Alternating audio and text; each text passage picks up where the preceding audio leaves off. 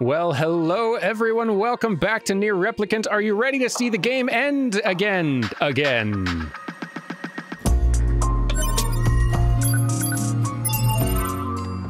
Boy, I sure do hope so. I managed to choose the absolute worst weekend ever to have one of the longest recording sessions in PlayFrame history. Maybe not the longest, I think I've had some others that were longer for whatever reason, but man, this, between Tuesday's episode, in which I basically played through the second half of the game again on my own, and we only showed, like, who knows how little time of it, and then all the long reading yesterday, plus the 2 endings we're now going to be doing for the next couple of episodes. It's been a long stretch, and it just so happens to be on one of the hottest weekends in Seattle's history, and I need to have the AC off in here, so, so the audio stays okay. It is very warm in here. That's all right, though. We're going to power through. Let's see how this ends. And because we have seen these scenes multiple times now, unless something is new, we'll just sort of skip ahead here. And yet I find it strangely nostalgic. All right, you cannot turn back from this point. Continue. Yes. And now the path is open.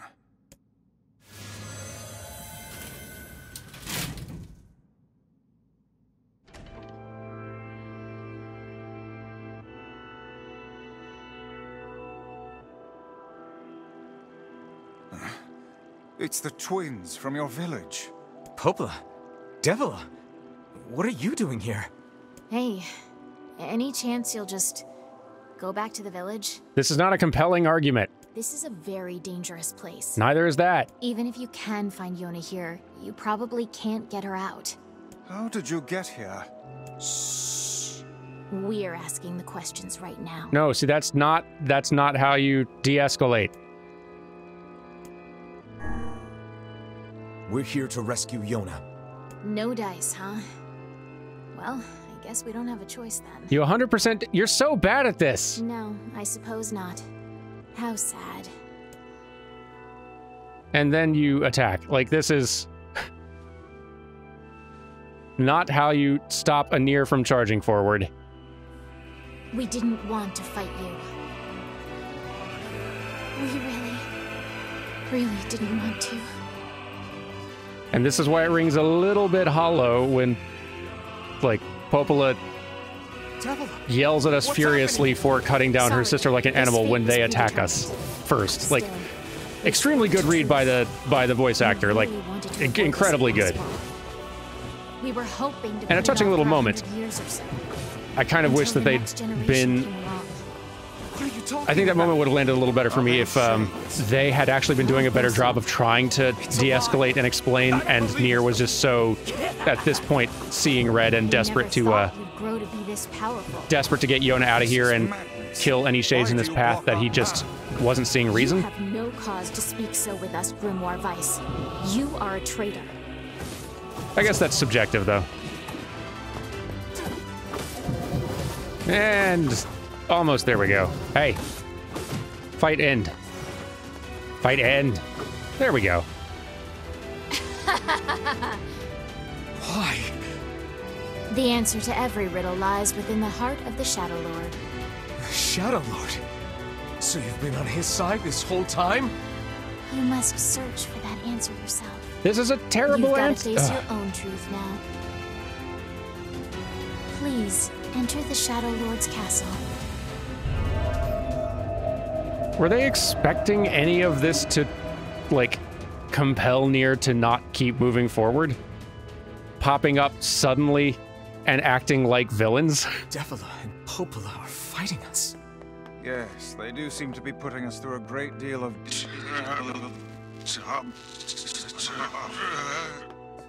Each shade is a twisted remnant of what was once a human being.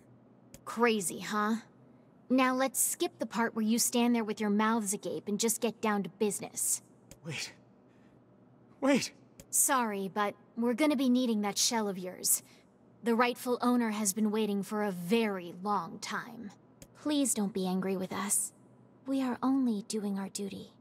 I don't 100% get their, like, what they are trying to achieve in this moment and at large. Like, at large, I guess the larger thing of them kind of shepherding the rest of the shells and replicants to eventually have the to help usher in the shades re-inhabiting these shells' bodies and the original humans being restored. That I get, and I can sort of get their helping me to open up the door to where the Shadowlord's been hiding as a way to sort of like help get rid of an obstacle that's standing in their way. And I do understand them eventually needing to let the help the Shadowlord reclaim like their shell. Me, I don't understand why that leads them to think that now is the perfect time. Now, when Nier himself is also saying, "Hey, hold up, let's not do anything crazy." I'm just confused and want to understand why they decide now is a great time. We're just going to fight and kill you. And then after that, like, I understand then the rage the survivor feels after that when she loses that fight. But I still find it hard to feel 100% sympathetic after the way they have handled everything leading up to that point. Our endless existences have a single purpose: to control the lives of others in accordance with the will of the true humans. You have your own motives, your own desires. And we have ours. I fear it really is just that simple. Don't speak such foolishness. Sorry.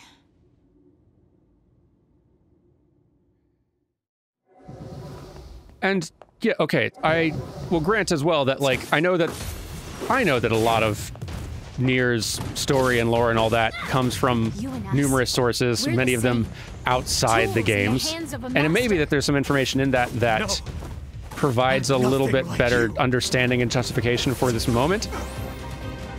If it is information that is not in the game, like, if this moment in the game requires outside knowledge to land emotionally or make any kind of dramatic or character sense, I think that's information that needs to be in the game, because the story is weaker without it. At large, I'm fine with there being a lot more world lore and such to enjoy and to provide additional context outside the games themselves. That's okay. But if the story doesn't entirely, like, hold up, if it's a house of cards that can't support itself without that outside story that you just kind of have to know from outside reading or play watching or whatever, that's a bit of a problem on a narrative level. All right, this is new. So we've just, at this point, everything in the ending has played out about the same. We've had our confrontations with all the shades in the ballroom with the waltz, fought the many boars, confronted Devilo and Popola, and Emil just sacrificed himself. Now this is a new thing that happens right after that event, and after, like, Popola goes nuclear. Darkness, black without end.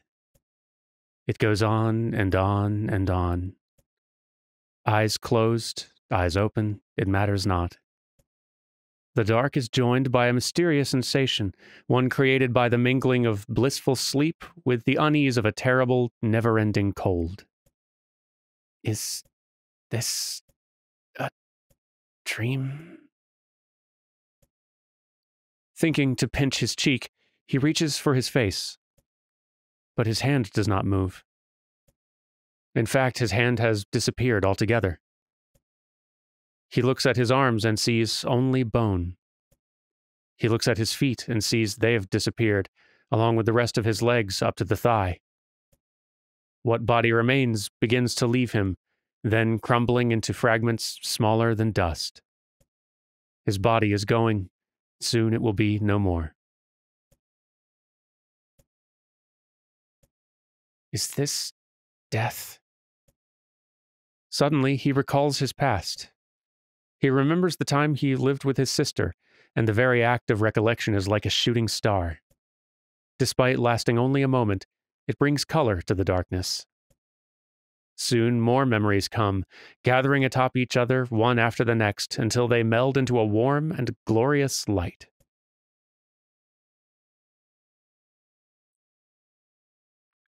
Emil's Dream, Promise. Wake up. Wake up! A set of covers are torn from the boy, leaving his eyelids exposed to the merciless sun. Hey there, lazy bones, says the voice again. The boy's vision, blurry at first, gradually grows more clear. Before him, her face aglow with a radiant smile, is his older twin sister, Halua. Morning, Halua. Don't look so cheery, you butt. The teacher's gonna be here any minute. Halua grabs her brother and pulls him beneath the bed with her, where they wait with a host of dust bunnies for their instructor's arrival. The moment Emil starts to ask a question, Halua shushes him by placing a finger over his mouth. Don't start. We agreed to this yesterday, remember? We're gonna jump out and give the teacher the scare of her life. After a few ticks of the clock, the door opens and a slight woman enters the room. Good morning, Halua. Good morning, Emil. Are you ready for... Emil glances at his sister and sees her trying to stifle a laugh, which has the unfortunate effect of making a laugh rise in him. Then the dust bunnies decide to get in on the act, swirling up into their noses and causing the tricksters to sneeze in unison. Suddenly, the face of their teacher appears in the space between the bed and the floor. There you are, you scamps. This is your fault, says Halua. You ruined it by sneezing. Me, cries a clearly wounded Emil. You sneezed just as loud. That's enough, both of you, says the teacher, as she attempts to hide her amusement. Crawl out of under there and let me take your temperatures already. The pair happily shimmies out from their hiding place and stands before their teacher. She's a fair woman with a kind voice, one Emil would be happy to listen to for the rest of his life. In fact, he often thought that her waking him in the morning was his favorite part of the day. The teacher finds her seat, hunkers down, and lightly pats her leg, to which a happy Emil leaps into her lap. She then slides a chilly thermometer under his armpit, causing a shudder to race through his body. I'm sorry, just be a brave boy for a little longer, all right? Emil used to hate having his temperature taken daily. The thermometer was just so darn cold. But he's become used to it after being at the facility for the past 2 years. His mother and father had perished in an accident many years before. He'd been told the facility they sent him to was simply a home for orphans such as himself, but he'd always had his doubts. After all, most orphanages weren't staffed by doctors in white coats who held lessons involving the repeated asking of strange questions, nor did they attach wires to the bodies of their charges and force them to enter enormous boxes. The process is endless, the tests unceasing. And yet Emil feels his teacher somehow floats above it all. She would talk to him about everyday problems, read him books, even share a meal when time permitted. She's the closest thing he has to a mother. With both of their temperatures taken, Emil and Halua wait for breakfast. But something's different this day. Their teacher is strange somehow. Off. Emil, she says quietly, do you remember what day this is?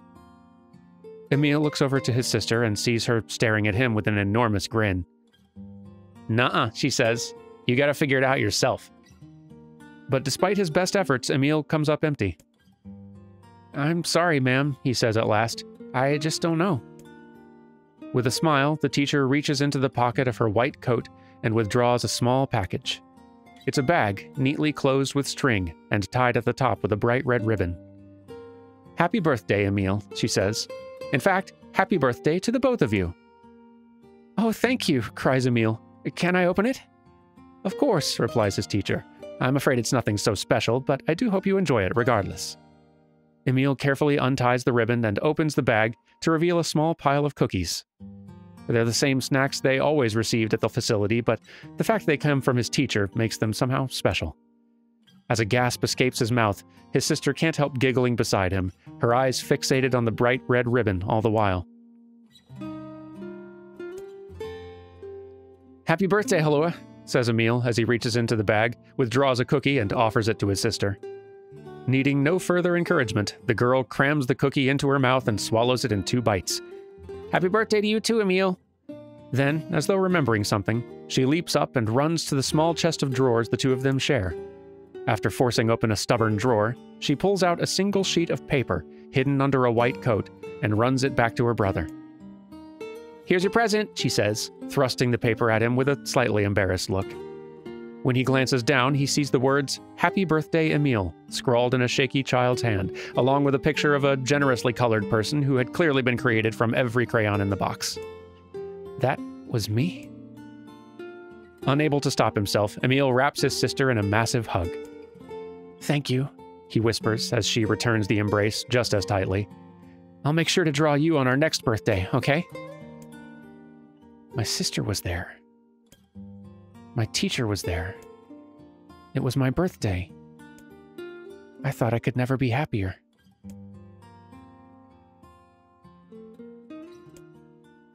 I'm glad Halua's drawing is the last thing I'll remember. I sense a deep and perfect darkness descending over my eyes and realize my time has come. I'm so terribly cold. As I try desperately to... Halua. I'm sorry. I couldn't keep my promise. I'm sorry. I'm so sorry. But I'm coming to join you now. Just hold on.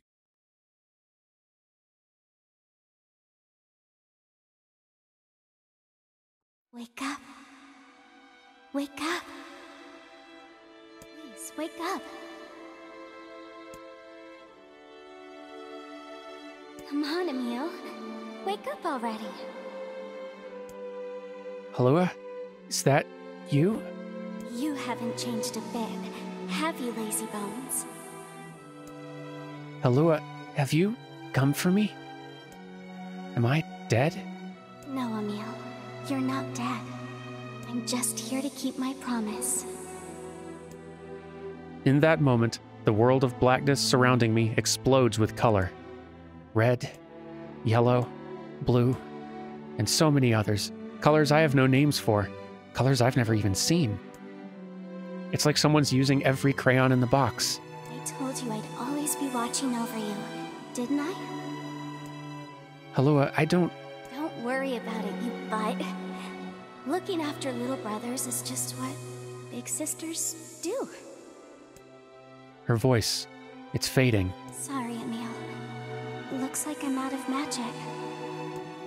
Halua, wait, let me come with you. But you are with me. I'll always watch over you. So we'll always be together. Halua, no, don't go. Don't cry, Emile. I want you to be happy. Halua. Promise me that you'll live for both of us.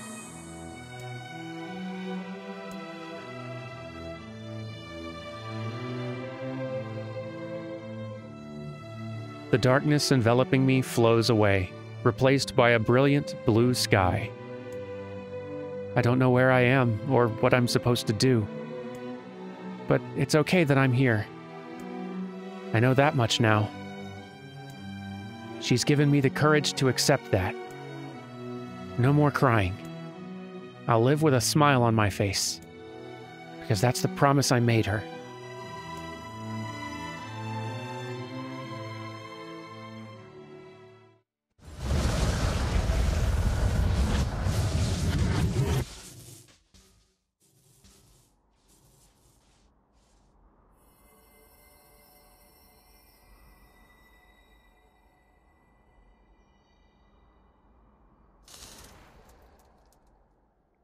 That Emile's head is just cheerily rolling around the desert. It's pretty adorable. It's quite a fix he's in. But, he doesn't seem daunted. And that's nice. Hey, sunshine. I ain't certain about this, but I think your heart is full. The hate is gone. The sadness is gone. It's just a bunch of white light now. What the hell's going on here? You can't tell, Tyler. You won't be my voice in my life anymore. I've experienced fear, hate, and no sympathy. I'm a curse, a freak. I know that. But guess what? He still accepts me. He still forgives me. Oh, come on. You're doing this for him? I'm tired of this world and everybody in it. But I'll become his sword one last time.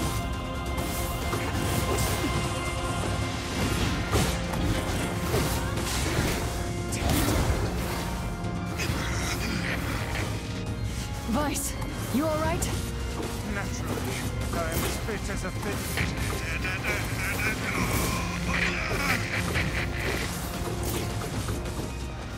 So at this point, we're pretty much at the end here. We've got to this final room. Kainé and Nier sort of mourned the loss of Emil, or the loss of Emil as far as they know, and have just sort of charged ahead to the final confrontation here. And we're going to leave a lot of this in at this point, I think. We may cut out bits and pieces, but I think new ending stuff is probably going to start happening not too long from now.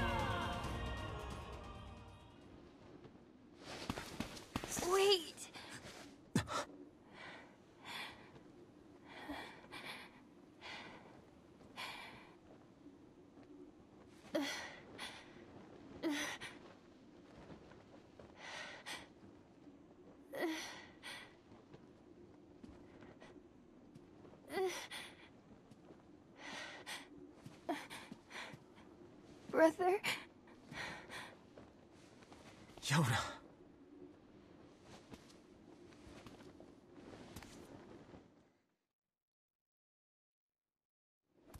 Huh?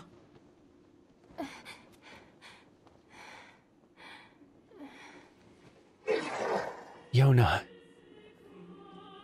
Please, just stop. I don't want to do this anymore.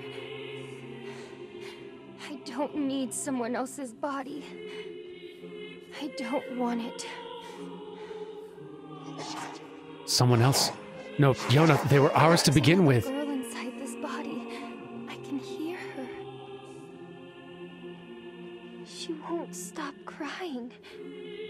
She says she wants to see her brother. Yona's been possessed?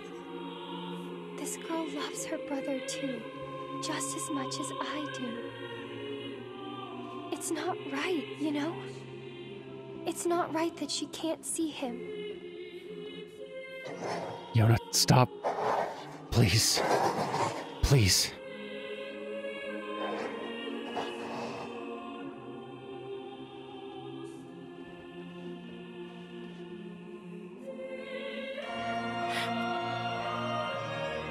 It's you, isn't it?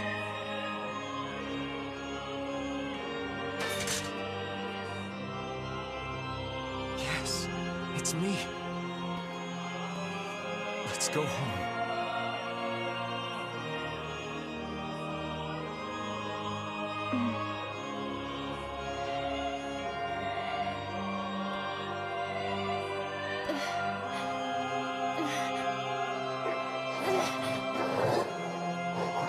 Stop. Listen to me. Yona, please.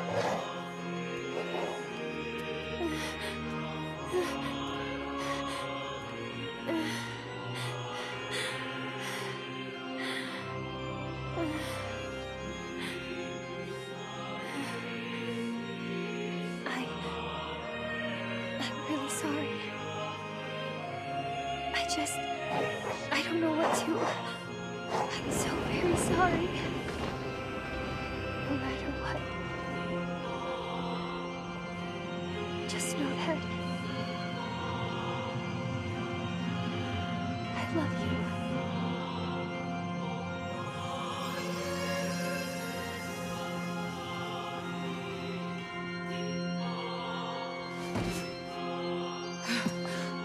Hurry.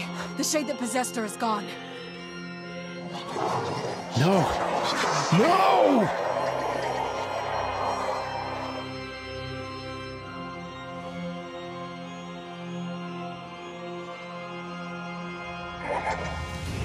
Yona, why? Kainé, watch over Yona for me. You want me to understand your sadness? You think I'm gonna sympathize with you? But why? I swore to protect my sister and my friends. If someone puts them in danger, they must stand aside or be cut down. Now come on, let's finish this. In good time, as soon as the plot armor's gone. Before then, I literally can't do anything. Well, I can, like, chip away in imperceptible... Yikes. Ways. Vice, what's wrong? In imperceptible increments. You're freaking me out here, Vice. What are you doing? Come so... Just do it. Strike the killing blow. Trying. Okay, there we go. See, now I can. Y'all just had to all shut up. Can't fight and talk at the same time. Everyone knows that.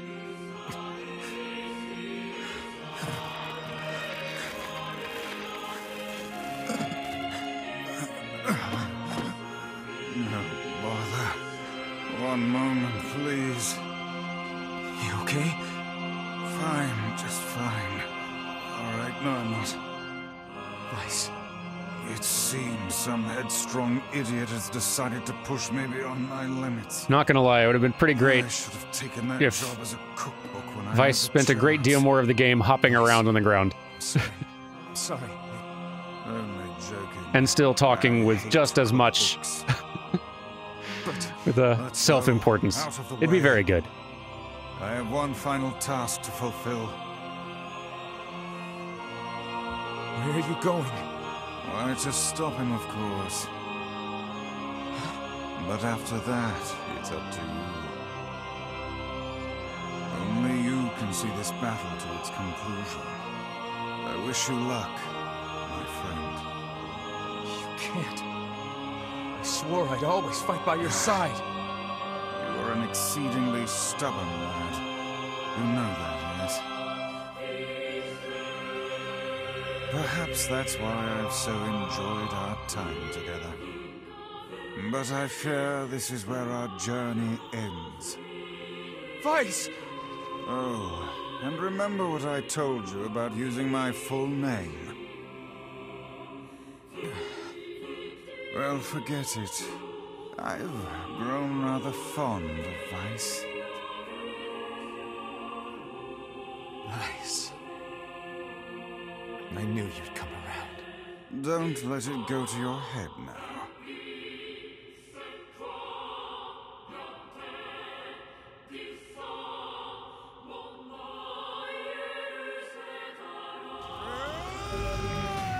Grimoire Vice has lost all of his powers. Again. Let's go do a win. There's a 1.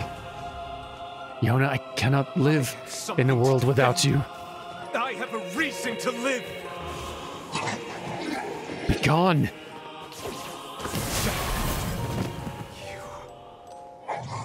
Yona, soon I will join you.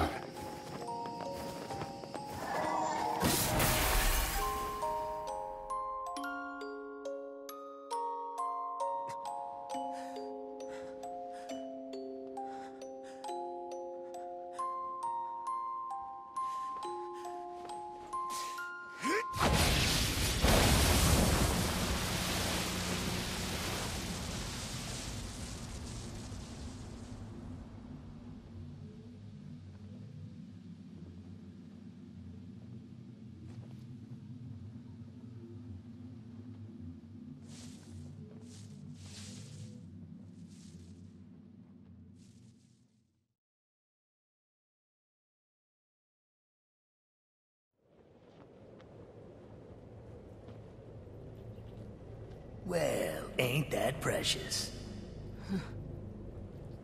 I'm happy for him.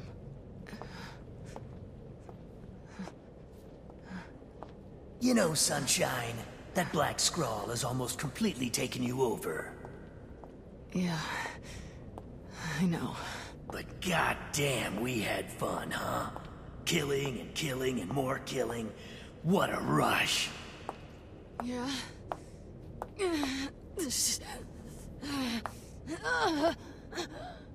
Wait. No! No! It wasn't fun at all! I turned you into a killing machine. I spread evil and chaos around the world. But it all feels so empty now. Why? I don't understand.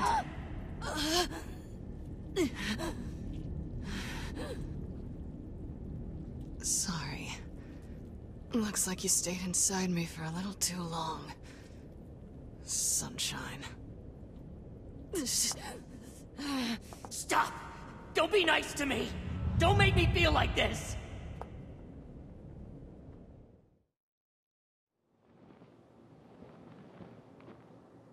I'm gonna swallow you up, Sunshine.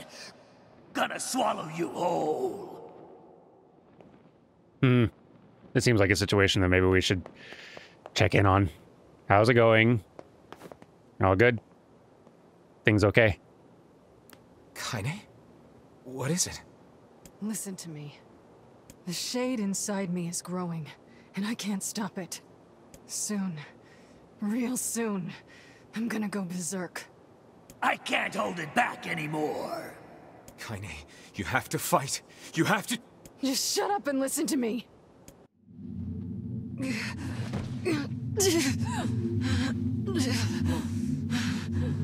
All right. So there's no way anyone can stop me. Please. Before it comes to that, I want you to kill me. Consider it enough of a request.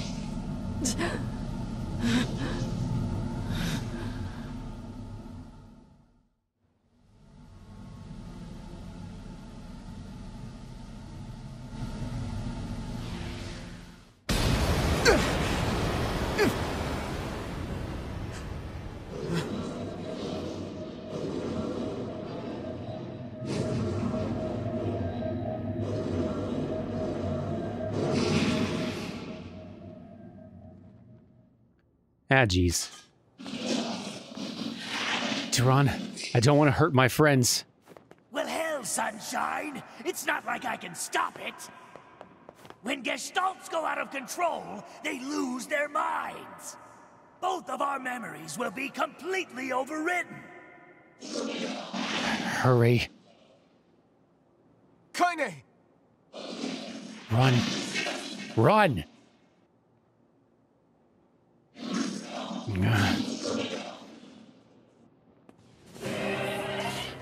Damn it. Ah, it's fight times. Kill me. Oop, can't attack that. Okay, good to know. Jeez. The bullet hell, though. Alright, can I attack these? Really seems like no. Maybe... Oh, that's right, I don't have Vice anymore. We made it this far because you were with us, Kainé. I'm who I am today because of you. It's getting a little out of control. I'm not going to give up on you. I'm not going Help. to abandon someone I love. This is a bad place to be in. I swear it! Very bad.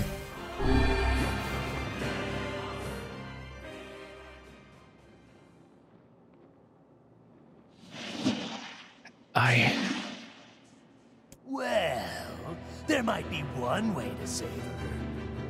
Who said that? It don't matter, so don't ask. Just shut up and listen. Wait, are you? I said, listen! Yeah. There's a way to save Kainé's life, all right? But you're gonna have to make a difficult decision. I'll do whatever it takes. When the time comes, I'm going to pin Kainé down. And as soon as I do, you need to stab her in the heart. No, I can't. Fine. Don't believe me. Stand around with your thumb up your ass and watch her die a terrible death.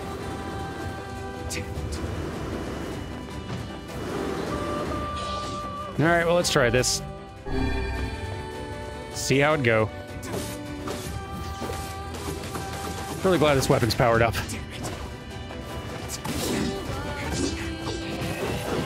Yeah.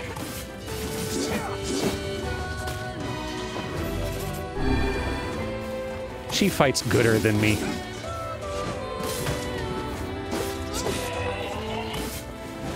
Yeah.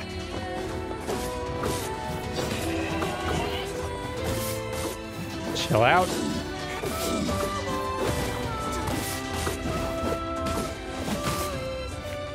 Almost got it. Yeah, jeez.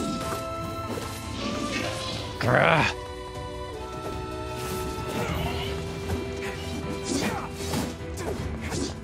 You hold still.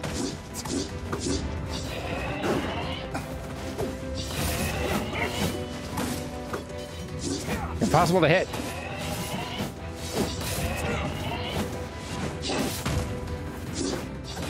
There we go.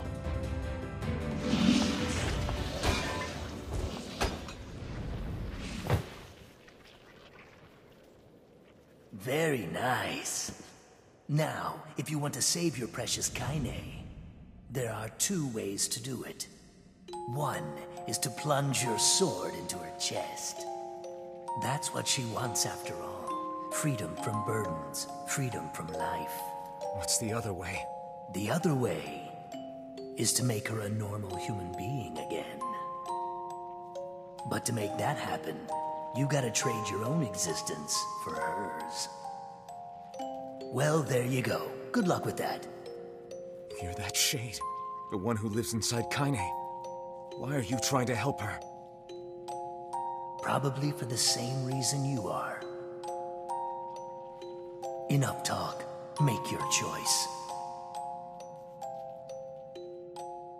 All right, so this is where things branch between ending C or D, and we're going to do the option that gets us ending C first, and then come back to this moment and make a different choice later. What should I do? End Kainé's life and free her from her burden, or sacrifice your own existence to make Kainé human again? We're going to go with the first option this time.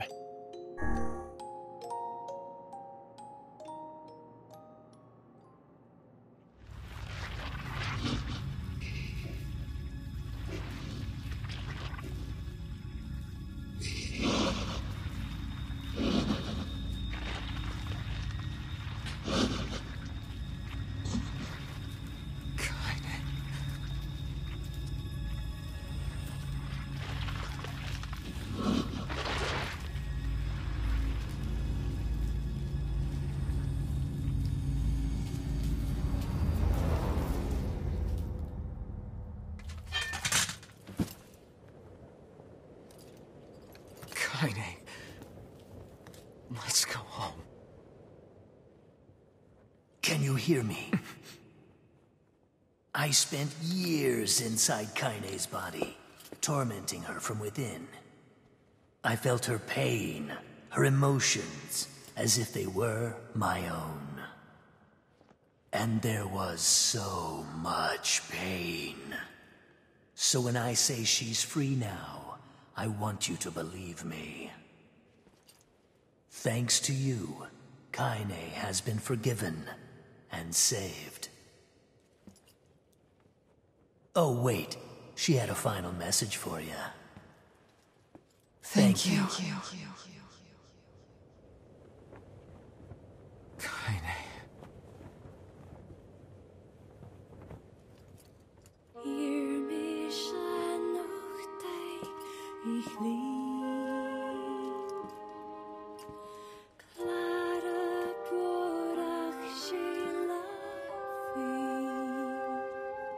We'll always be together.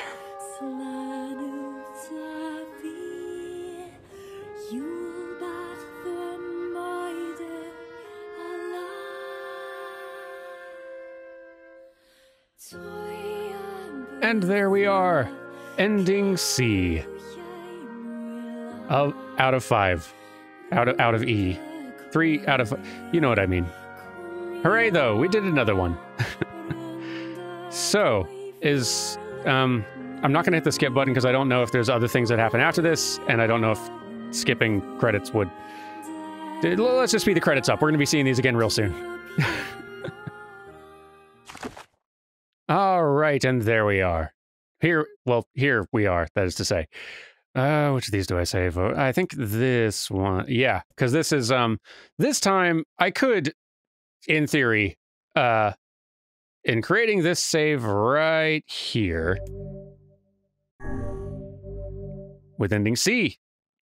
I could go ahead and start from this, and I think I have the privilege of playing through part 2 again. That's not going to be what happens. No, when we come back next time, I'm going to be loading this save up right outside the, like, on the Lost Shrine roof before the Shadowlord's castle, and I'm going to bolt through all that again, and when we get to that choice at the end, choose the other one. Because that's where things start getting quite interesting. Your choice in this decision could allow you to view the very last piece of the ending. Indeed so. And get there we shall. But that's going to have to wait till next time. Thank you all for watching, and I will see you tomorrow for the next ending, the nearly last but not entirely ending to Nier Replicant. Goodbye!